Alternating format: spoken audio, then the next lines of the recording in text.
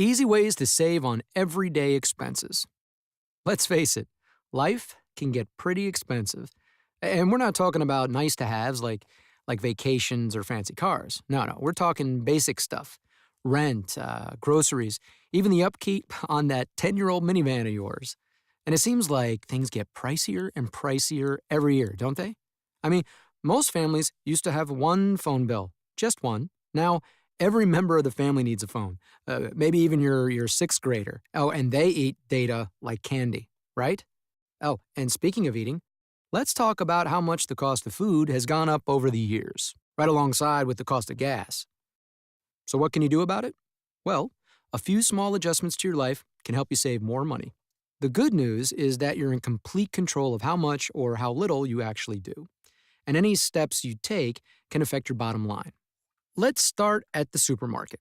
There are so many ways that you can save money on your shopping bill if you put a little effort into it. I mean, like anything else, having a game plan before you start can make a big difference in the outcome. That starts with the good old shopping list. Make one every time you go shopping. That way, you only get what you need and won't buy all those little extras you see along the way. You know what I mean. And switch to store brand groceries, because the private label foods are often 25% cheaper than name brands. Another good way to save is also one of the most obvious, clipping coupons. Yeah, start with coupons available in your Sunday newspaper right next to the funnies. But don't stop there, because there are many websites now that let you print coupons for free. There's a good list at the end of this video in the What to Do Next section. You'll save even more if you find a store that doubles coupons. And many times, stores will align their sales with the coupons in the paper at that time. So scan your local circulars. Oh, and don't forget to sign up for rewards programs either, from your bank or from the supermarket. Both can provide you with either discounts or cash back on the things you buy.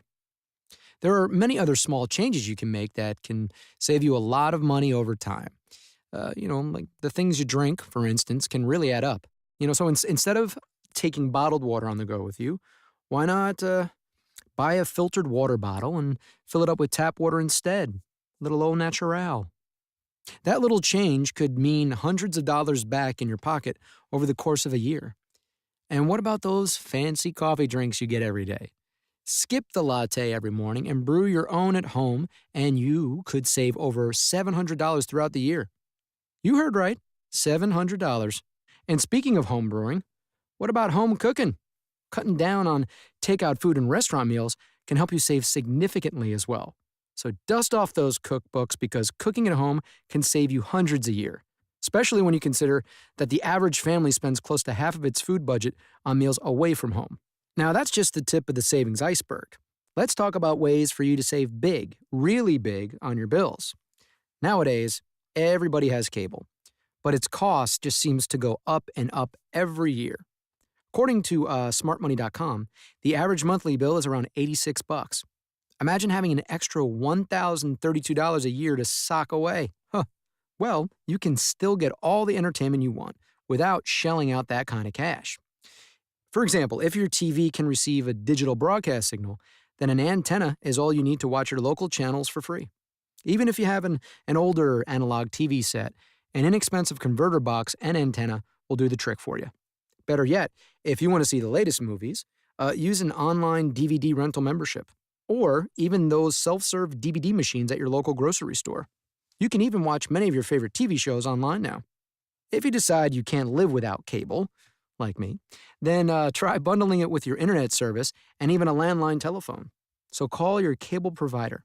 They can help you get into a cheaper package or a specific bundled offer. But you have to call them in order to get it. And while we're talking landlines, if you got one, how much are you really using it? Why not ditch it all together? If you've got a cell phone, it's redundant and expensive to also pay for a landline. But the phone savings should not stop there. Data and texting plans for your cell phone, those can be very costly. So look at how much you're really using those plans, and if you can manage on a smaller plan, change it. You could save big over the course of a year. Let's look at your mortgage or rent next. Keep your eye on the rates, because if they drop or if they're lower than your current rate, you could free up several $100s for your family's budget every month by refinancing. Or If you rent, it never hurts to ask your landlord if they may be willing to give you a better deal so you'll renew your lease. Very smart.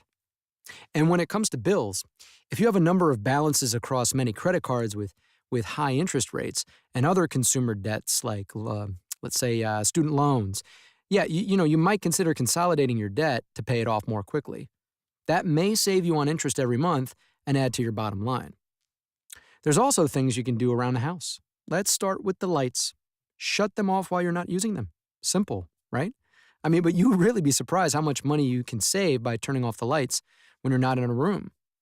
Another easy idea is to use a programmable thermostat.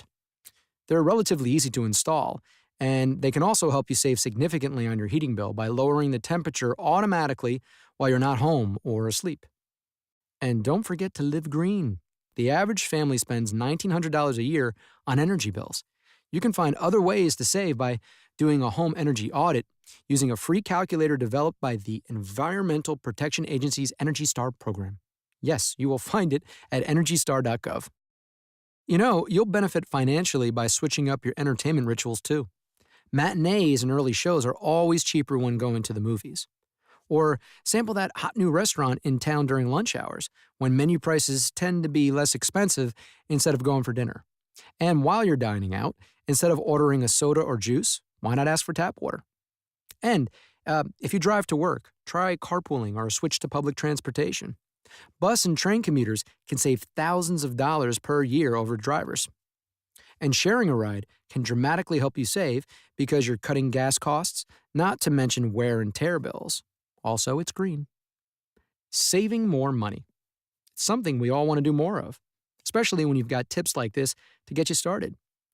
Now, whether it's a simple change like making your own coffee or something requiring a little more effort like bundling your cable, phone, and internet services, when you get creative with your efforts to save, it can really pay off.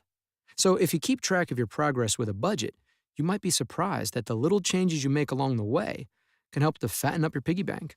And really, what's better than a fat and happy piggy bank?